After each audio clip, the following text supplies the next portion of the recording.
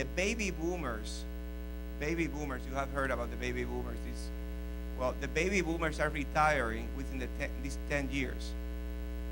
So that means that we need to replace the baby boomers. Now, think of the following. We are only going to be able to replace 1 in 4. 1 in 4 to 1 in 8. And that also goes to medicine. Right now we will need a lot of physicians. 1/4 of all physicians in the United States are over 55 years of age. 1/4 of them. So that's a very, very, very important number for you to have in mind.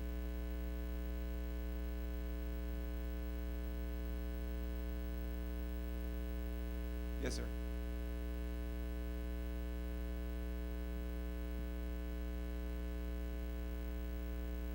Okay, the question is, I already had the statement, medical school is a high pressure system, how I deal with the stress. Well, I'm not going to tell you how I deal with stress because I'm a goofball myself. So I,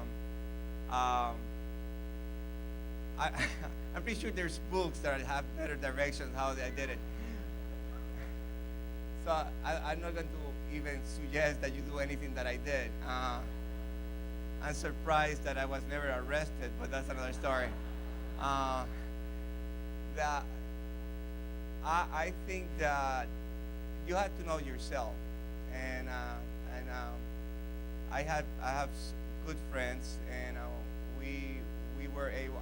And remember, I was in a fraternity. I got involved in involvements in things related to the communities and research as well. But I needed time for music. I'm from Puerto Rico. I dance like crazy, so I needed to party on Fridays.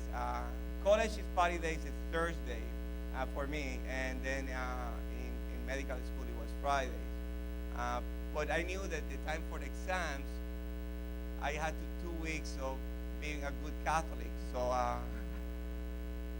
And that's a good thing of being a Catholic. You have always Saturdays for confession. So I start again. It's I'm lucky. So, but I think that's the part of knowing who you are, and never allow anyone else to tell you who you are. I was told by my advisor in high school, you're never. Actually, she suggested I should be an engineer because she thought that I needed much more structure, and she thought because I knew numbers that maybe the people with numbers would force me to be much more structured.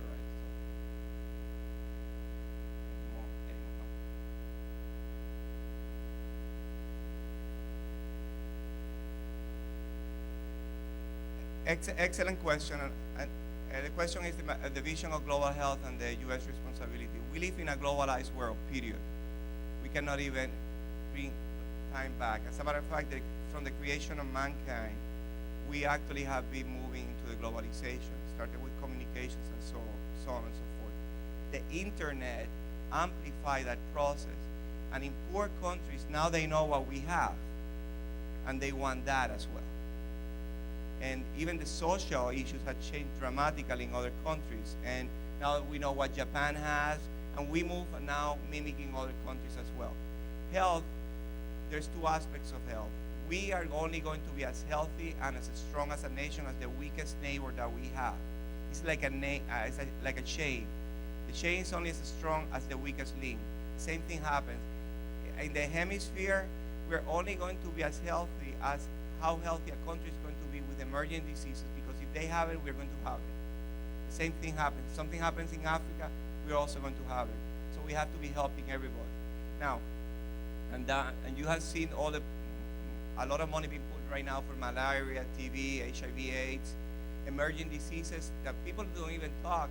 But 77% of all children in the world, 77% of all of them die from diarrhea related to waterborne diseases.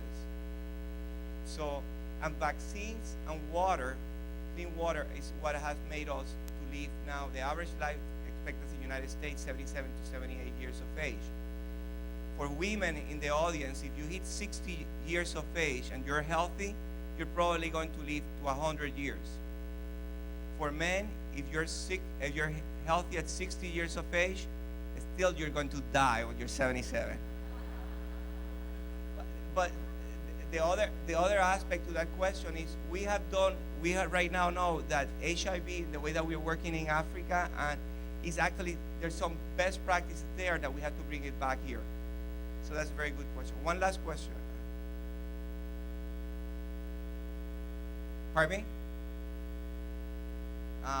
I'm not a rich person when I was a student or nothing like that. So it was scholarship, the loans, a lot of student loans, and but you know what I thought at that time was make sure the student loans that I have is for my tuition, my room. I have friends that got student loans and they pay their car, their stereo systems, and so on and so forth. And that's a big mistake.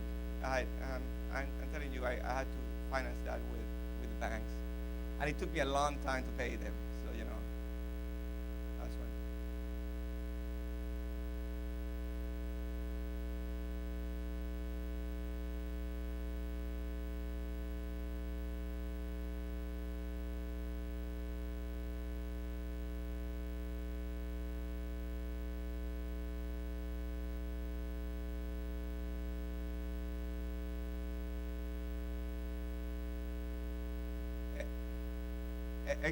The hook is coming right now, but it's an excellent question. Everything is interconnected. Nothing works as a silo in society anymore. Silos are crumbling down. That's why you see the financial crisis and the energy crisis. Systems became too greedy, and they thought only about themselves and not the interconnection. And that's why we are having the bailout. Going back to the question in the audience per se. We cannot think that everything has to be a doctor. That doesn't work anymore, neither. And it cannot be only surgeons and primary care. That doesn't work anymore. We had to look at many, many, many alternatives. Points of entry all the way to delivery of care to the elderly.